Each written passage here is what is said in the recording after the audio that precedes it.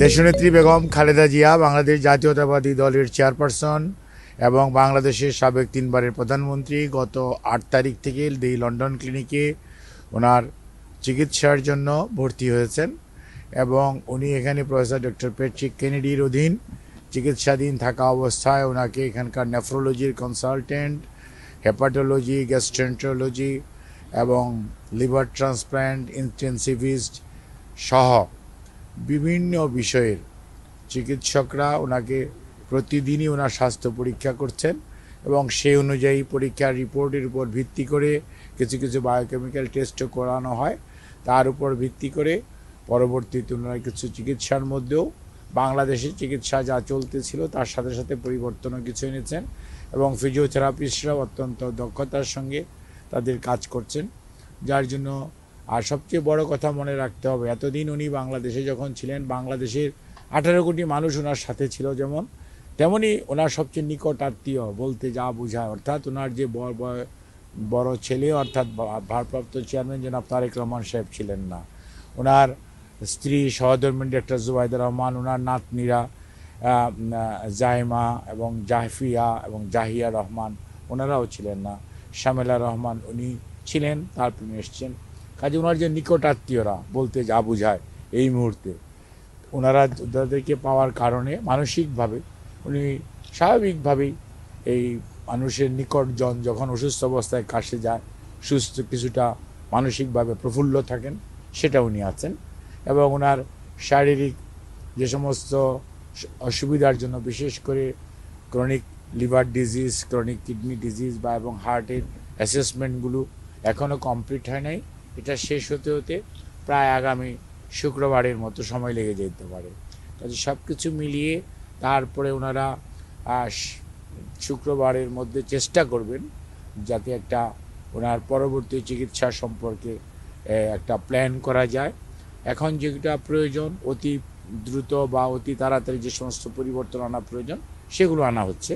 But ওনার পরবর্তী চিকিৎসা যা কতটুকু প্রয়োজন বা কতটুকু লাগবে সে সমস্ত বিষয়গুলো নিয়ে আমাদের চিকিৎসকরাও মেডিকেল বোর্ডের ওনার যে বাংলাদেশের member professor FM Siddiqui, professor Nuruddin, professor doctor Shahabuddin, doctor Zafar Iqbal Al Mamun সহ এবং ডক্টর জুবাইদা রহমান উনি সবসময়ই থাকেন। আমার ভারপ্রাপ্ত চেয়ারম্যান সাহেব তো দিনের মধ্যে প্রায় দীর্ঘ সবসময় ওনার পাশে থাকার চেষ্টা করেন। কাজে সার্বিকভাবে ওনার চিকিৎসার ব্যাপারে দেশবাসী যেমন উদ্বিগ্ন, ঠিক একইভাবে এখানকার চিকিৎসকরা অত্যন্ত নিষ্ঠার সঙ্গে হসপিটালের প্রত্যেকটা স্টাফ তারা কাজ করছে এবং এখানকার যারা বাঙালি কমিউনিটি আছে, বিশেষ করে বিএনপি ইউকের সভাপতি মালিক ভাই এবং আমাদের কয়সর ভাই সহ বিএনপি এবং অন্যান্য অঙ্গ সহযোগী সংগঠন সমূহের নেতৃবৃন্দ টাইম টু টাইম ওনারাও খোঁজ রাখেন। ওনাদেরও যদিও এটা বিদেশ লন্ডন, এখানে বাংলাদেশের মতো অনেক কিছুই করা সম্ভব নয়, সেটা মনে রাখতে হবে।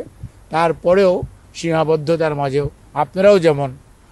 অনেক সীমাবদ্ধতার মাঝে এখানে উপস্থিত থেকে শীতের মধ্যে কষ্ট করছেন দেশবাসীকে কিছুটা আপডেটেড নিউজ দেওয়ার জন্য, ঠিক একইভাবে ওনারাও ওনাদের যে মনের আকুতি সেটাই করার চেষ্টা করছেন। সর্বোপরি যে কথাটি আমরা বলতে চাই সেটা হচ্ছে ম্যাডাম নিজে এবং ম্যাডামের পরিবার জনাব তারেক রহমান সাহেব সহ বাংলাদেশ জাতীয়তাবাদী দলের কেন্দ্রীয় নেতৃত্ব দেশবাসীর কাছে আপনাদের কাছে যেমন কৃতজ্ঞ এবং আপনাদের মাধ্যমে দেশবাসীর কাছে ওনার জন্য এবং সর্বোপরি ওনার সুস্থতার জন্য দেশের বাইরেও যে সমস্ত মানুষ ওনার সুস্থতার জন্য বিভিন্নভাবে আল্লাহ রাব্বুল আলামিনের সাহায্য চেয়েছেন, দোয়া করেছেন, সেই দোয়া চেয়েছেন যাতে উনি দ্রুত সুস্থ হয়ে উঠতে পারেন, সেজন্য আপনাদের সবাইকে অনুরোধ করেছেন এবং আপনাদেরকেও ধন্যবাদ জানিয়েছেন যে আপনারা কষ্ট করছেন। এবং আমরা যখন বলি যে শীতের মধ্যে ওনারা দাঁড়িয়ে আছে তখন অনিচ্ছা সত্ত্বেও ঠিক আছে যাও মানে কথা বলতে বলে, অর্থাৎ উনি কিন্তু কখনোই নিজের শারীরিক অসুস্থতা মানুষকে প্রকাশ করেন নাই। আপনারা খেয়াল করে দেখবেন ওনার উপর অনেক অত্যাচার নির্যাতন হয়েছে, কিন্তু উনি সবসময় মানুষের কথা বলেছেন, নিজের কথা কখনো বলেন নাই। তারপর আপনারা কষ্ট করতেছেন শুনলে তখন হয়তো বলে ঠিক আছে যাও, তবে মনে রাখবেন ওনার জন্য সবাইকে কাছে উনি দোয়া চেয়েছেন।